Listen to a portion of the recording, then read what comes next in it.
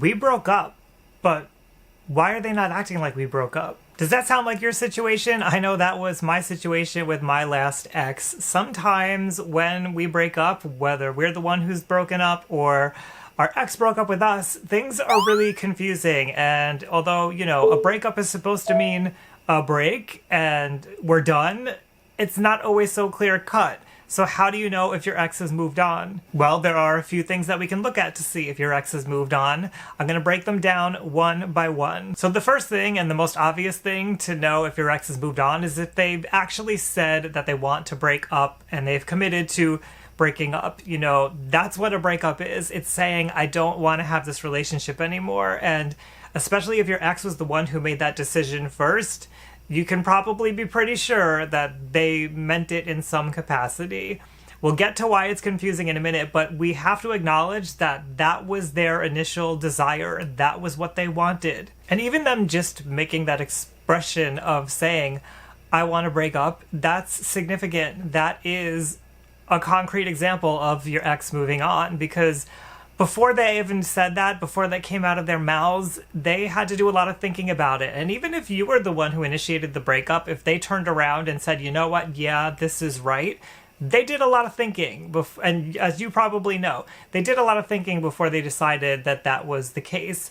So to actually say out loud and mean it, that's a significant action of moving on. Sometimes that's not enough though, and we're not sure. So something else we can look at is, what are the things that our ex says to us? Does our ex say things like, I don't want to see you anymore? Because that means something. Does your ex say something like, I need to move out, I'm moving out on this date? Do they say things like, I'm giving you the ring back if you were engaged? I know all that's painful, don't get me wrong. This situation sucks. All breakups suck. For both people, really, but if you're on the receiving end, it especially sucks. But if you're trying to wonder and figure out if your ex is moving on, if they're saying they're moving on, if they're giving you all these examples of ways in which they're trying to create distance between you and them, that's moving on. Here's the thing, though. I've been there. I've had an ex who gave me all kinds of different ideas about saying what they were going to do, and then they changed and went back into the relationship with me. So I know that just because somebody says something, just because they said they want to break up, and because they say these are the things that they want to do, that doesn't always line up with what actually happens. So the next thing that we can look at is, what are their actions? One thing that we have to acknowledge is if they are spending less and less time with us, or maybe even no time with us at all. I know sometimes we can kind of fill in our heads and say, well, they're doing it because of this reason or that reason, and try to push it away from having anything to do with the breakup. But if they're spending less time with us, that is an action of moving on. And then if they're doing things like not answering your texts, not responding to you on social media, maybe blocking you, those are also examples of moving on. And then taking it even further, if they're out dating other people, spending a lot more time with friends and mingling, or if they've really said, I'm in a new relationship with somebody, maybe they put it up as their status or something, it's a good indication that they're moving on from the relationship that you once had. I know that sucks. I want to really acknowledge that this is painful stuff, and our bodies react to it as if it's painful, because that's normal. It's a healthy reaction, and it hurts. But if we want to know if our ex is really moving on, we can look at the things that they say, whether they've said they want to break up, and look at the actions that they're taking afterwards. Now, I know what you're thinking, because I was there. Hello, what about when they say one thing and they say another thing, and they do one thing and they do another thing, and they give us these mixed signals? That happens. In fact, I think it happens a lot, and that's really confusing, and that's also painful. So you know what? Nobody wins when there's a breakup. It just sucks, as I keep saying.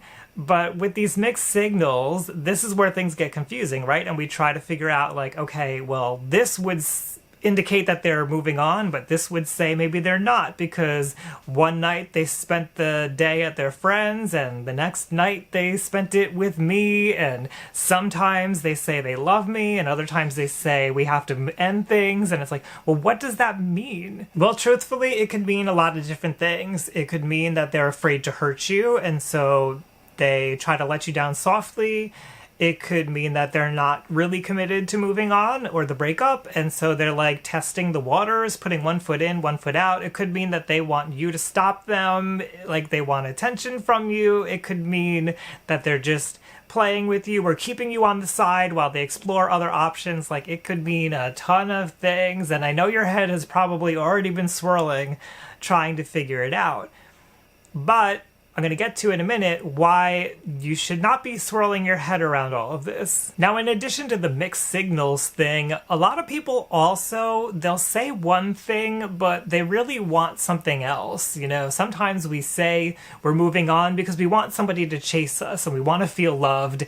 And that's kind of like our final attempt to get love from somebody.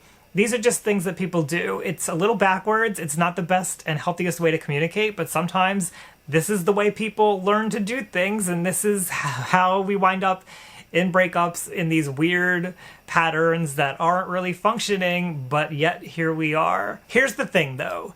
With the mixed signals and people not really saying what they want and people saying they're moving on and dating and getting into rebound relationships and all of this other stuff that your ex may be doing, all of these are, at least in some way, signals that they're moving on. And it all stems back from that initial breakup. The moment of the breakup, whether it was you or your ex who decided, that was the beginning of something. It doesn't mean that it was going to be the full end of something, but in most cases, when you see a lot of this behavior and it continues and you don't see a recommitment to the relationship, it's a sign that they're moving on. Or at the very least, they're not committed to a relationship, which is just as good as moving on, if you ask me. I know this is not going to be enough for some of you to really sit and absorb it, because again, it's painful. It hurts to absorb it. It hurts to go through all of this. I didn't like going through any of it, and my mind wanted to keep trying to hold on to something and hold on to the past of what we had and see a bright future. And I think it's okay to think those things. It's okay to feel those things. And I think it's okay to hold out a little bit of hope. If you're in that weird position where you're getting like mixed signals and you're not really sure, maybe you're not sure, maybe your partner's not sure. And sometimes I think, yes, you can come together and think about a new way to restructure the relationship and recommit and try again. I absolutely think that's possible, but I think for most cases, and we have to at least be aware of this, for most cases, that's not what's going to happen. Now, here's why I say this. One reason is because you can never know what your ex's intentions are. So just because you think that they're doing this, but the real thing that they want is this, or the real reason why they're saying and doing the things that they do is because they want this, you can't actually know the real reason. Even if you feel like you know it, even if you heard it through friends or whatever, you can't know what your ex's intentions are until they're clearly communicated to you. And even if you are doubting what they're saying to you is true, that in itself is not a great sign, because it means that you probably don't trust what they do and what they say. So to get back into a relationship with somebody who you don't trust is not going to make a healthy relationship. And the other reason why I say, like, this is just not a good sign in general is because it's stressing you out. Not knowing and not having closure and not really understanding what's going on and trying to figure it out for yourself. Like, you probably, I'm going to guess, not for everybody, but you probably went through a lot of this while you were still in the relationship, and that's not healthy. As I said, if you're not trusting your partner, your ex, outside of the relationship, then it's not going to change just because you recommit to a relationship. And if your ex is so indecisive now, once they recommit to the relationship, they're probably still going to be indecisive. They're going to be wondering, if they're wondering now, like, was breaking up the right decision? Once they get back into the relationship, they're going to be wondering if that was the right decision too. It's not I think we have to be clear here that that is your ex's stuff. That's their own emotional stuff. And those mixed signals and that weirdness and everything, that's a symptom of them not being able to understand what they really desire and how they really feel and communicate it well to you. And you can't change that.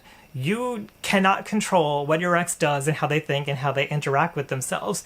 You can maybe influence them. I'm guessing you've probably tried throughout most of your relationship and probably throughout this breakup. And what you've done, that's it. Like, you've done what you can do. So what I'm really saying here is to focus on yourself and what do you want. Be very clear about what you desire. Get in touch with how you feel and communicate it to your ex in whatever way you feel like you need to communicate it to them. Unless it's something illegal, I do not recommend that. If your ex was not able to commit to a breakup, they're not going to be able to commit to a relationship either. And I know that hurts. Again, I've been there. It sucks, but I think you'll see in the long run, once everything has settled down and you can look back on this from a year from now, maybe a couple of years from now, with some better perspective, you'll see this, it wasn't going to work. It wasn't going to work. So I don't want to rule out the possibility that for some people, when you're both confused, yes, I think sometimes you can sit down, have a conversation, move on together from there. I just think that's very rare and it takes a lot of maturity and you both need to really understand yourselves and your emotions. And usually if you get to the point of breakup in the first place, one or both of you has trouble doing that. So if you need extra help with this, of course, go in, see a therapist, see a couples therapist, see if your ex is willing to do that. But otherwise, look at the indications that they've given you that they're moving on and really look at them, accept them. I know the reality is painful, but it is reality, and it's only going to be more painful the more that we try to deny what's really happening, because we're going to get stuck in one point in time, in one hope, and we're not going to expand into a greater future that really could be waiting for you on the other side of all of this. All right, so what do you think about all of this? What are some signs that your ex has shown you that they have moved on? If you feel comfortable, share that down below in the comments.